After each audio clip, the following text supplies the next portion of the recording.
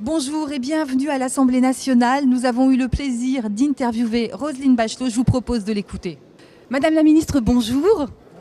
Alors nous sommes ici dans la salle des pas perdus à l'Assemblée nationale. Merci d'avoir accepté de répondre à nos questions. Est-ce qu'on peut faire un point justement sur la loi HPST 4 jours après le début de l'examen dans l'hémicycle ? Alors c'est un texte qui suscite beaucoup de discussions, c'est normal parce qu'on réforme notre système de santé. Là nous sommes sur le titre 1, c'est-à-dire l'hôpital, et on a vu des points extrêmement importants, en particulier sur la gouvernance de l'hôpital. Et moi ce qui m'apparaît le plus important, si je devais faire ressortir un fait saillant, c'est qu'on a préservé le pouvoir médical dans l'hôpital. Ça, je crois que c'est extrêmement important de dire que l'hôpital, c'est pas une entreprise, c'est une structure de service public qui se développe autour d'un projet fait par des médecins. Donc, on a sacralisé le fait que le président de la commission médicale d'établissement est le vice-président du directoire. Et puis, on a donné des pouvoirs nouveaux au chef de pôle. Le chef de pôle, c'est ce qui organise de façon opérationnelle le travail médical à l'hôpital. Souvent, les chefs de pôle actuellement nous disent mais on ne peut même pas choisir nos collaborateurs, on ne peut même pas choisir le bistouri dont on a besoin, c'est le pharmacien qui nous l'impose. Eh bien, nous donnons des pouvoirs nouveaux aux médecins qui dirigent les pôles pour choisir leurs collaborateurs, pour gérer en autonomie leur budget. Et je crois que cette sacralisation du pouvoir et du projet médical, c'est sans doute ce qu'on a vu de plus important dans le texte. Vous êtes satisfaite, entre guillemets, des débuts de ces débats ?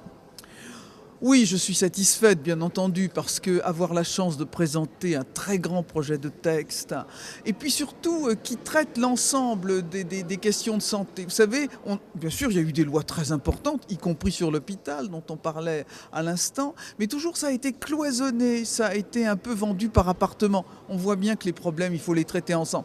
Un exemple très concret, les urgences.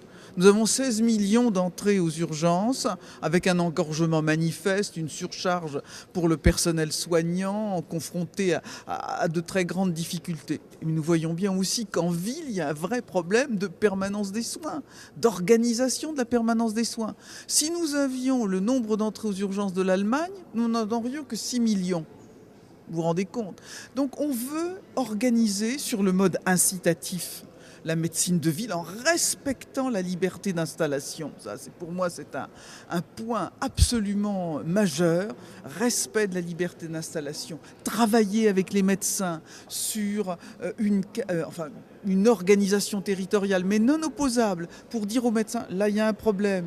Vous allez trouver dans les agences régionales de santé concret un guichet d'aide qui va vous permettre de vous installer, créer des maisons médicales, développer les coopérations entre professionnels. Et vous voyez, c'est en décloisonnant le système qu'on arrive, en organisant la médecine de ville, à desserrer les taux sur l'hôpital au plus grand profit des malades et des professionnels.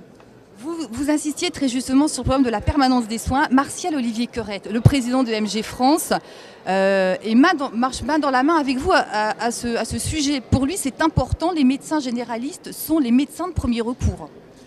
Absolument, et beaucoup de médecins, d'organisations professionnelles ont été véritablement une force de proposition. Vous savez, il y a une caractéristique de la loi que je présente, c'est que toutes les propositions que je fais ne sortent pas d'un cerveau technocratique.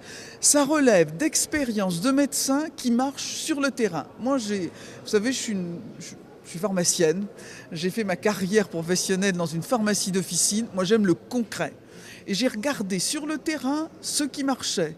J'ai regardé en Basse-Normandie une organisation dans un bassin, dans un territoire de santé. J'ai regardé en Mayenne comment ils avaient organisé la permanence des soins dans un secteur où la démographie médicale est très, très en chute. Eh bien, ils sont arrivés à s'organiser.